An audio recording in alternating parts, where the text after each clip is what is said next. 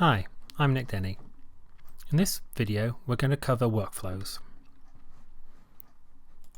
If you've looked at the API edit workflows,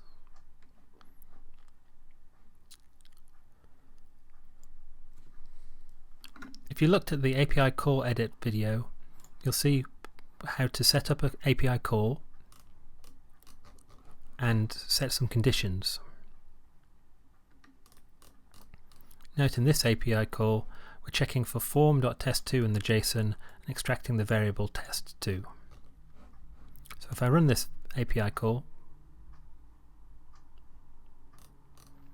in the condition in the log messages you can see variable test2 has been set to 12345. But how do we use this variable? We need to put it into a workflow.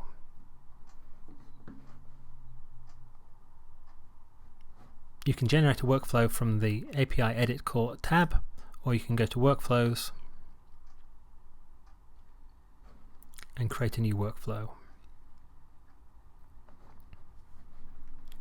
A workflow has a name for your reference, and then it has a series of API calls. So here we can select our demo API call. You can see here we use result ID, which is a special kind of variable that gets set for every API call, and it sets test2 after it runs.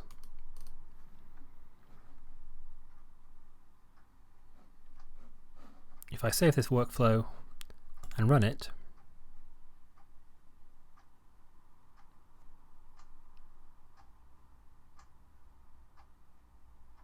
the API call is queued up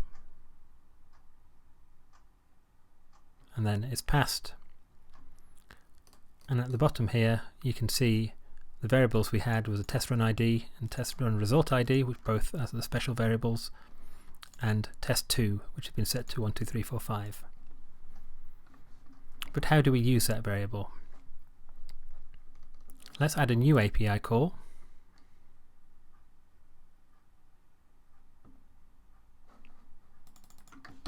Let's call it something useful, second step. And let's keep the get request, and let's just add a parameter here.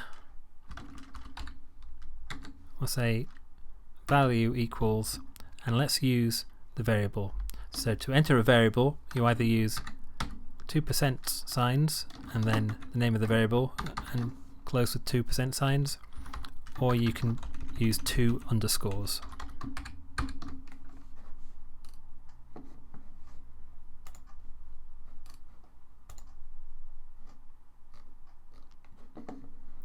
So now if we run this API call on its own,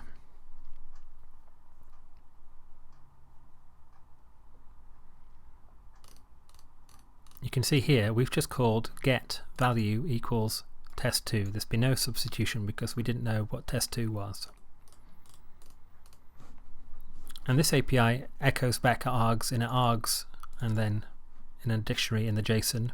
So let's add a condition to check for that, because we want to check that our variable is actually set and is not test2.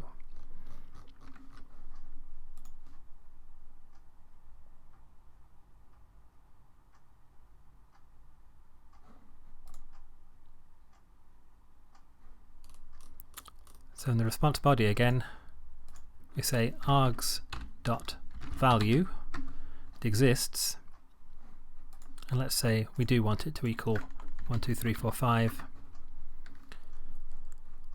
And if that is not true, if it's false, let's say that's an error. So we save that and run the API call, and we get a content error again. So that's correct because the condition content args value is not equal to 12345, so the result has been changed to the content error. If I go back to the workflows, edit our workflow, let's give it a real name, and let's add our second step.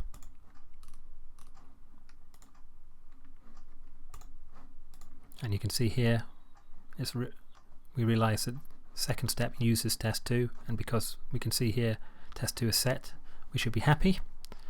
So save the workflow and now run it. And that went very quickly, but it called this API call first, it passed, and then it called the second API call, and that passed. We know because we set the conditions that the variables have been set, which you can see here that test2 is 1, 2, 3, 4, 5. If I go to that result by just clicking on the passed here, you can see that the result knows it was run in a workflow, and the conditions is true, and so the API call passed. And you can see here value equals 1, 2, 3, 4, 5 was in the URL, and the API returned the args.value as 1, 2, 3, 4, 5. Note that it also has a link to the workflow result, and that shows you the API calls that have been made in order, and the timings and the variables used again. You can also view all the results from your workflow. You can see here the first one only had one API call and the second one had two API calls, and this is the relative latencies of them, and they're green because the last API call in that run passed.